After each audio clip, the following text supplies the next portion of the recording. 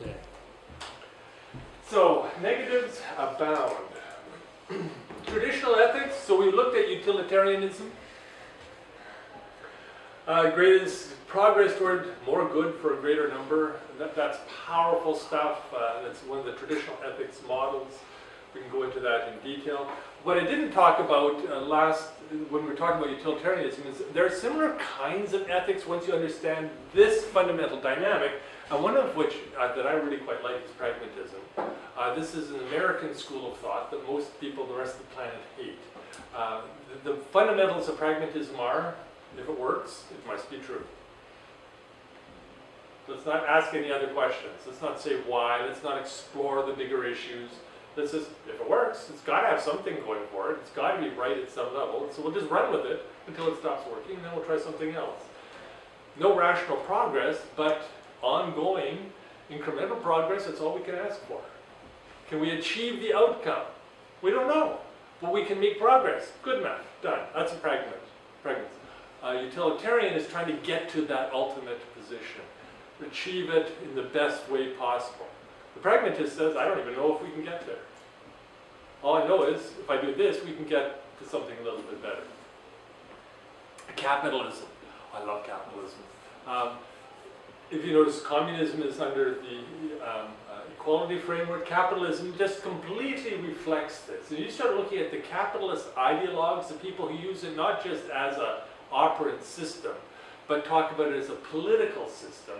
They're talking as if somehow there is an infinite realm of financial growth, and the pursuit of that is a good, an ultimate good. So we're not talking about people who are just capitalists because they refinance things. We're talking about people who believe in capitalism as a functional system that drives the planet. It doesn't.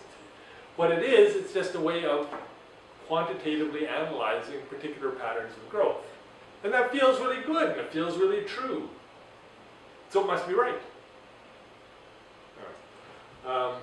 Ideological ethics that involve progress. There are lots of kinds of ideological ethics out there, but it's wherever the progress is what's important. The thing is, for most ideologues, they actually don't like progress. They want revolution. They like things to be stopped so you can throw everything overboard. But there are ideologues who are more open to progress. So things like liberty and freedom. To be an ideologue for freedom, well, that's infinitely, what is ultimate freedom? Wow, it's wildly open, and it's all about progress. Are we making progress towards it? And it's opposite oppression. Are we ending oppression? Are we seeing oppression slowly diminish? Excellent. So you can get that kind of ethics works around this framework really, really easily. We're making progress, it's good. Is there any place for the ethics in that first three option? These? Yes. Those are ethics. They're systems. They're all systems built around The growth. ethics? But there is no place for the ethics, I think, on the first, third. They are ethics. They are ways of When you evaluating follow right and wrong. capitalism, Yeah. You are looking for your own Yeah, what's wrong with that? benefits. There is no ethics involved. Absolutely, your own benefits is ethics. But we have the other definition of the ethics. We've got lots of definitions. We've got 7 structures. If you want to be ethical, kind of, you should be a fairness. Fairness No. is a kind of the No, part of no, ethical no, issue. no. It is a path. Let's be Buddhist again. All paths will get you to the same place. If you want to be ethical, take any path. It doesn't matter. You will get there. But that doesn't mean other people on other paths will agree with you. So, for example, people who go down the traditional tactical approach using capitalism versus people who go down the traditional equitable approach using communism find themselves at war, quite literally, because they're foundationally opposed ways of economically organizing the culture. They're both true in the sense that they accurately represent ethical systems. They're both great moral outworkings of particular ethical systems. Which are you going to choose? You don't actually have to choose either. That's why I love the pragmatists who say, well, you do whatever. Yeah. You need some capitalism here, throw in some capitalism. Oh, we need some communism here, throw in some communism. We need some ecological ethics, let's throw some of that in. We need some familial national identity ethics, we'll throw some of that in. So pragmatists can put anything in because their concern is it getting better? Is it improving? Can we measure the improvement? If we can, it's right and good.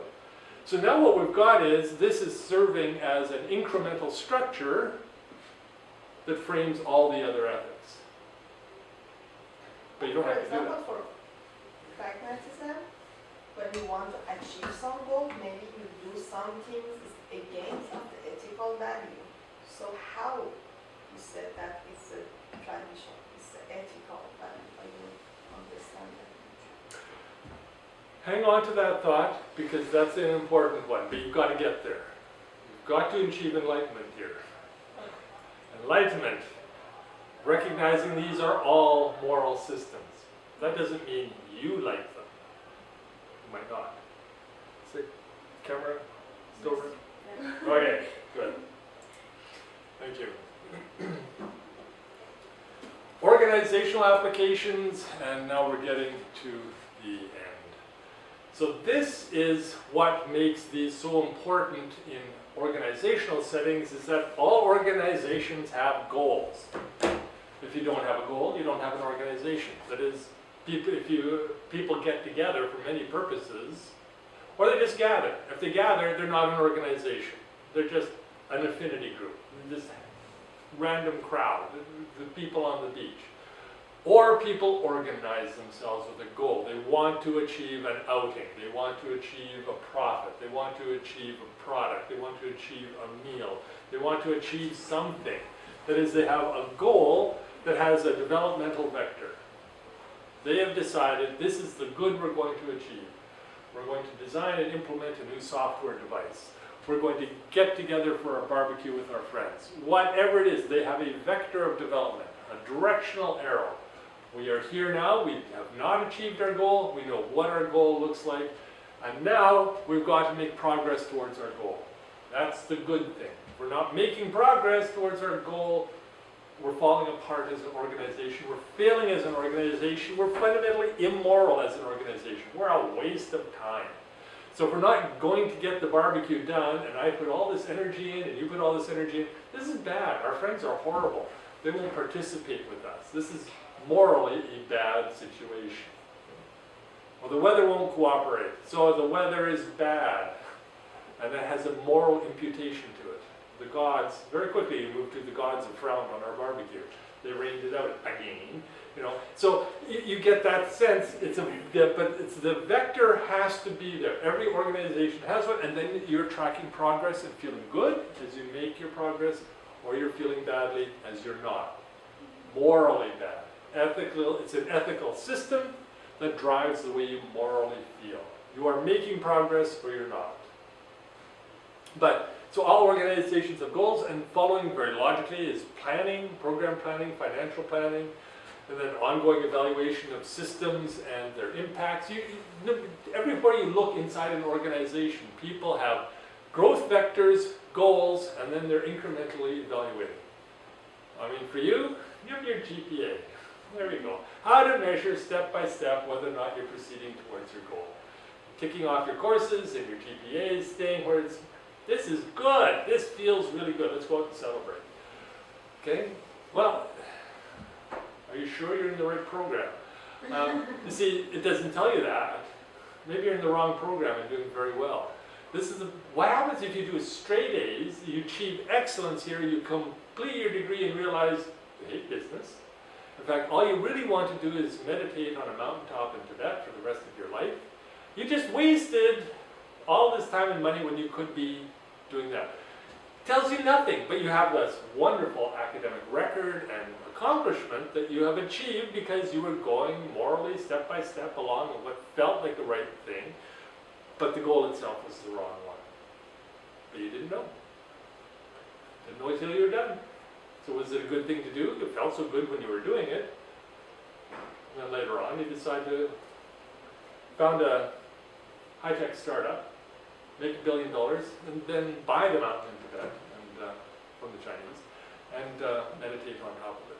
Mind you, they'll want a security camera to watch to make sure you are genuinely meditating and not planning against the state. Better to buy a mountain in India. Cheaper there too. Sorry. But what is the goal? How do you measure your way towards it? We do it all the time in organizations. It's foundational to the way organizations function. They can't function without it. But it means it's really easy in organizations to get caught measuring things and feeling good about what you're measuring and not asking questions about what it is you should be doing. What should you be measuring? Okay, that gets us through 2 more. Only 3 to go. 2 more weeks. Questions? Thoughts? No.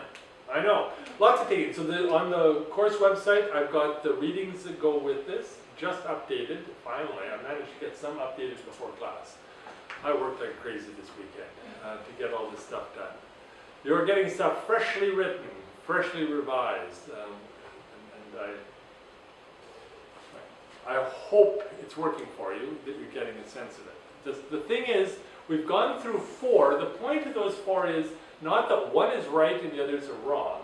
It's that we feel right about all of them. The question is ultimately about how we're going to combine them. How do we combine them in meaningful ways so that we can essentially be proud of what we've accomplished? How we can feel good about what we've contributed to others, good about what we've done for ourselves and our families. Those are the questions, but that comes out of combining all 7. So, my job at this point is just to help you see that there are 7 in the world around you all the time.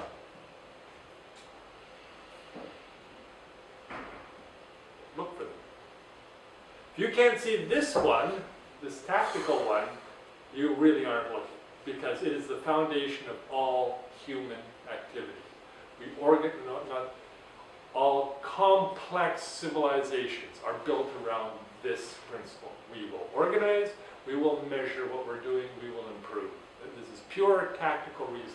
We call it utilitarian, but utilitarian is actually much narrower than the moral framework that's inside of us that we're using. We are measuring, and it gets bigger. Whoa. And that is what drives us. It feels good to see things getting better. Actually, I just mentioned, one of my worries is, and I may have said this elsewhere in the course, is that because this is so powerful, I think sometimes it leaves us to avoid small things until they become big things. That if we've got a small problem, we don't deal with it until it becomes a big problem. Just because it's more satisfying to deal with the big problem. We often call it the problem of procrastination. And I'm not sure that that's true. Yeah, it can be issues of anxiety, but I think there's also something much more satisfying of waiting till a problem is a big problem and then solving it, rather than solving it when it's a little problem. It's just not as satisfying to deal with. Maybe a small problem is not treat us, but when the problem is bigger, we're really afraid of that problem. Well, there's that. I think another thing that happens is when a problem gets big, then we can create a crisis and get more people involved and build a good sense of community and participation. We can build off a lot more moral good things that bring us together.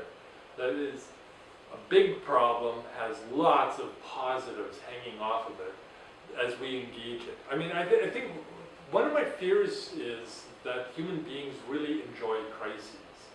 That we solving a crisis feels good to humanity as a whole. We don't want to solve global warming when it's a small problem. We'd really rather solve it when we're all water up to our necks and going, if we don't solve it soon,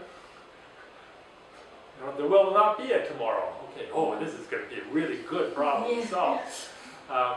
And because when you start looking at the problem of global warming, you realize that there are a lot of small pieces that we could be doing a lot about, but we don't very effectively.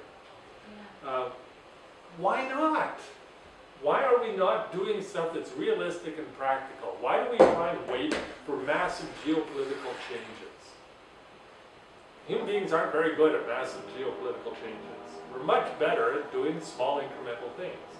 But I think part of it is because it just doesn't feel like a big problem yet. It's a little problem that everybody's got. So you've got the little problem, you've got the little problem, but none of us have a big problem. Once we've got the big problem, then we can get together and act. Scary. As I said, this one really scares me because of how powerful it feels in the brain. I know what it's like. I mean, when you're doing something important and you see yourself progressing incrementally, it's just an amazingly good feeling. But what if you're doing the wrong thing to begin with? You still have the amazing good feeling of incremental progress. Your brain does not discriminate. It doesn't combine them when you're in the midst of them. You have to think that out in advance. Achieving your degree with a straight A average is an amazing, wonderful accomplishment. Except it might be the wrong one. How do you know? I don't know. But I still know it's an amazing accomplishment. How can it be both amazing and wrong at the same time? And yet that is exactly why this kind of reasoning takes us. We do amazing things that progress towards a goal, except the goal was the wrong goal.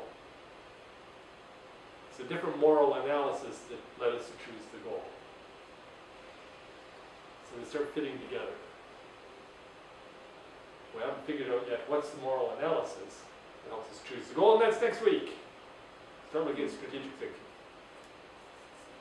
Okay. It's noon. Time for us to pack up. Yeah.